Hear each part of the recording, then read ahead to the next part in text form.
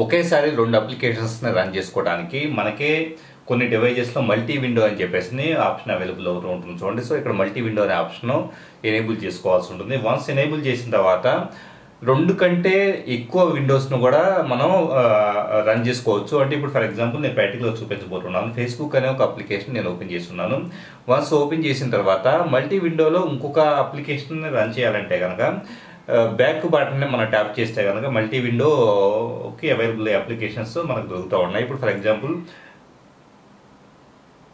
Gmail అనే దాన్ని tap చేసేసి సింపుల్గా స్క్రోల్ చేసి మన స్క్రీన్ మీద ఎక్కడ కావాలి అక్కడికే డ్రాగ్ చేస్తే కనుక ఇప్పుడు సగము స్క్రీన్ వచ్చేటప్పటికి జీమెయిల్, అలాగే ఇంకో సగం స్క్రీన్ ఫేస్బుక్ వచ్చేసి ఉన్నాయి.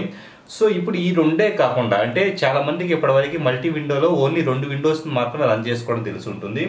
అలా కాకుండా సో ఇప్పుడు మళ్ళీ బ్యాక్ బటన్ని ట్యాప్ చేస్తున్నాను. ట్యాప్ చేసిన తర్వాత ఇక్కడ మనకి ఎవర్ నోట్ అనే అప్లికేషన్ దొరుకుతుంది చూడండి. సో సింపుల్గా దాన్ని ట్యాప్ చేస్తే కనుక ఫర్ ఎగ్జాంపుల్ నేను ట్యాప్ చేసిన తర్వాత ఇక్కడ చూడండి పైన ఫేస్బుక్ అలాగే కింద జీమెయిల్, ఆ పక్కన వచ్చేటప్పుడు ఎవర్ నోట్ మనకి దొరుకుతూ ఉన్నాయి. సో 3 విండోస్లో ఎట్ ఏ టైం మనము వర్క్ చేసుకోవచ్చు. ఇప్పుడు ఫర్ ఎగ్జాంపుల్ ఒక విండో నుంచి ఇంకో విండోకి మనం మూవ్ అవ్వచ్చు.